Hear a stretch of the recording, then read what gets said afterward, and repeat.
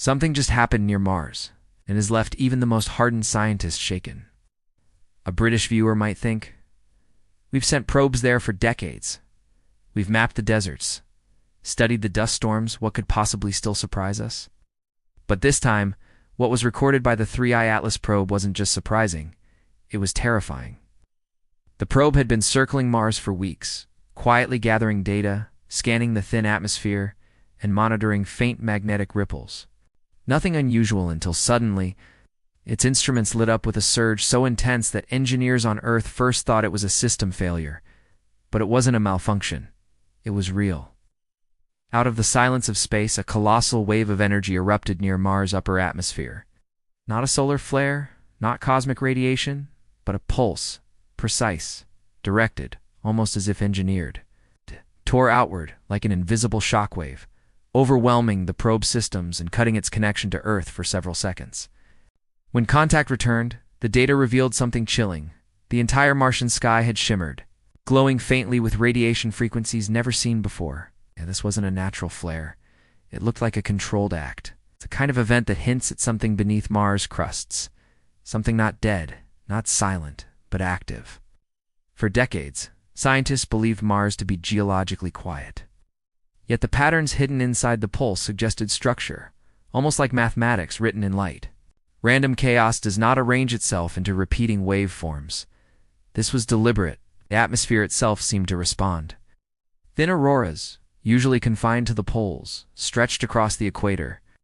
Clouds formed strange geometric shapes, caught on the probe's camera's shapes that looked less like weather and more like fingerprints left by an unseen hand. Then just as suddenly, it ended. Mars returned to silence, as though nothing had happened. But silence, in this case, was more frightening than noise. The energy required for such a pulse dwarfs anything humanity has ever created. Nuclear tests, fusion reactors, they are all nothing compared to this. The scale matched controlled stellar events, the kind of force that can bend space itself. In fact, for a brief moment, the stars behind Mars appeared to distort, as if space-time had been tugged like a string. The implications left mission planners in shock. This was a test, then something either ancient or alive to age, just demonstrated power far beyond us. If it was an accident, then the natural forces beneath Mars are far more violent and unpredictable than we ever imagined. And here S, where the suspense deepens, the probe S-logs revealed something even more unsettling. Within the burst were patterns oscillations repeating with uncanny precision. To cryptographers, they looked less like random energy and more like a kind of signature, almost as if the flare wasn't just power, but a message. Was it meant for us? Or were we simply eavesdropping on a transmission never intended for human ears? Engineers digging deeper into the probe systems found that the energy had left its mark. Circuits flickered with resonance that wasn't part of their original design. Hidden memory banks had recorded data that should not have been possible. Some even speculated that 3I Atlas itself had been altered, carrying with it not just information, but an imprint of something alien. And then came the most chilling discovery of all, Mars' moons. During the event, Phobos glowed faintly before dimming again, while Deimos trembled in its orbit like a struck bell. It was as though the pulse had deliberately interacted with them, like pieces of a machine tuned to work together. For the first time, scientists began to whisper an idea too terrifying to speak aloud. What if Mars and its moons are not just natural bodies, but components of something constructed? This thought reshaped the debate completely. The pulse may not have been random at all. The most unnerving part is its proximity. This wasn't light years away in some distant galaxy.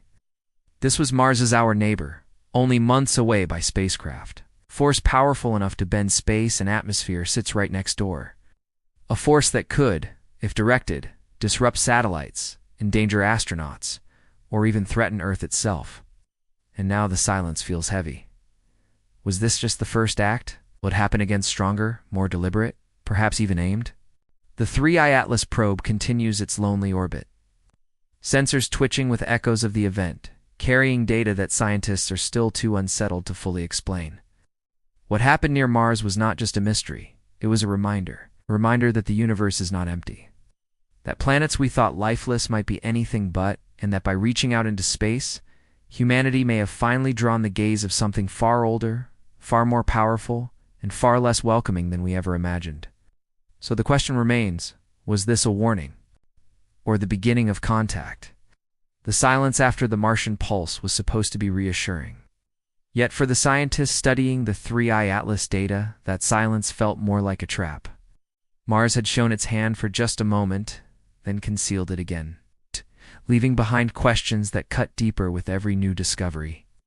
In the weeks that followed, researchers re-examined every second of the probe's recordings. What they found was even more disturbing. Hidden within the harmonics of the flare were faint ripples that did not stop at Mars. They spread outward, across the void, like whispers echoing through the solar system. Weak, almost undetectable, but constant. And those ripples weren't random. They aligned with the orbits of Mars, moons, Phobos, and Deimos, resonating with their motion as if the flare had been designed to tune them like instruments. At certain intervals, the frequencies even matched Earth's orbital cycle. This was not just a burst of energy. It looked like a broadcast. But a broadcast to whom? The most unnerving possibility was that we were never the intended audience.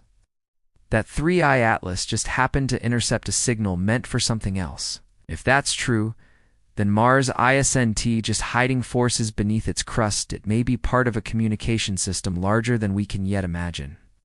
Meanwhile, engineers noticed something alarming in the probe itself. Subsystems kept behaving strangely, as though they were no longer fully under human control. Circuits flickered at intervals matching the pulse, and diagnostic channels long thought dormant suddenly began storing encrypted patterns of data. The spacecraft had not only recorded the event, it had been changed by it. This led to a terrifying thought. What if 3I Atlas was no longer just an observer, but a carrier? What if the probe, still orbiting Mars, was now broadcasting back into space, not only toward Earth, but toward destinations unknown? Even more unsettling were the images buried deep in its optical logs. In the aftermath of the flare, the cameras had captured faint geometric glows across the Martian surface. Not random heat signatures, not geological patterns.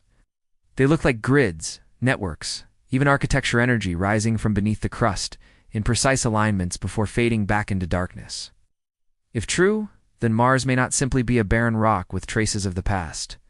It may still house something alive, or at least something active, waiting beneath the dust. The implications shook every field of science. If the pulse was natural, then planetary physics is far more violent, far stranger than we ever imagined. But if it was artificial, then humanity has just brushed against intelligence capable of controlling entire worlds. The UK's Royal Astronomical Society released a cautious statement, warning that the event could mark the beginning of a new era in planetary exploration, one where planets themselves may no longer be regarded as passive. Behind closed doors, however, officials were far less measured. Some feared that the flare was not an accident, but a defense mechanism, a system designed to awaken whenever intruders drew too close.